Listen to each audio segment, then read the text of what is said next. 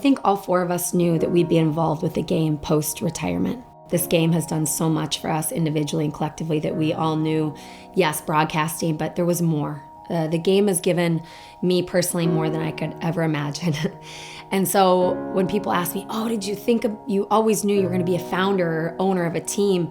I can't necessarily say yes, but I did know that I would have a meaningful way of impacting the game and continuing to give back and changing the game.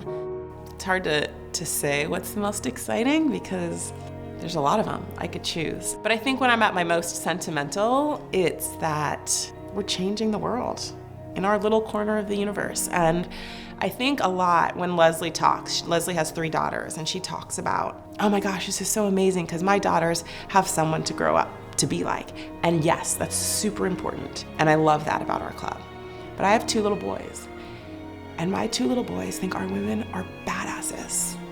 And I think that's also when the world is going to change. The world is going to change when little boys and men and all of us support women like we do at BFC, understand that they are powerful and amazing, and we have an ownership group that puts the money and the capital and the fuel behind a club like this.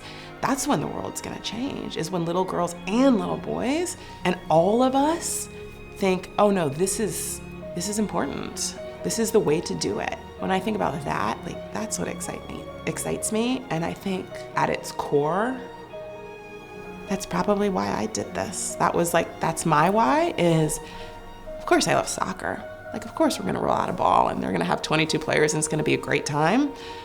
But it's more than that. And we just happen to do it through soccer. I've realized that, like, through my playing career, through my broadcast career, and now in the investing world, that there's so much I want to offer these players that is not just about excellence in sport and what it takes to go play in a World Cup, go play in Olympics, win a gold medal. It's nothing to do with that, actually. It's what are the tools that you are going to carry with you when you stop playing football?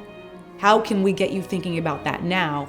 Focus on your craft, but focus on what comes next. And you're going to go be those leaders that hopefully reshape, what the business of sport looks like in the future, or just business. It doesn't have to be sport. So, my relationship with the players, what I want it to be moving forward, is probably different from how I imagined it when we first set this club up. I hope that I can be a mentor for them and a resource for them so that they can actually start to think about all the things that will impact their lives outside of the game.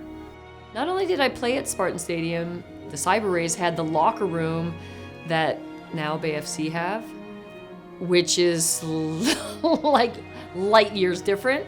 And the transformation because it still looked the same when I was there in 2001, before we got some hammers to smash it apart and rebuild it. So to see the progress, like, to me, that is actually a hard copy of, in real life, of progress. Because I knew what it looked like before, and I see it today, and I'm like, that is change, and that is growth. That is the same stadium that I went to professional soccer games when I was 8 and 10 and, growing up. And that was the first field that when I scored a goal at halftime, the crowd cheered, and I was like, I want to do that. Like, I didn't have that. That was not in my purview because it didn't exist, but that feeling and that action led to that response. I wanted to do that. And that's why I think it feels so significant every time I pick up a BFC flag or I see one of our players be successful. I'm hoping that they are saying, I want to do that. And that becomes kind of a calling card of BFC, that we endeavor to do great, hard, tremendous things.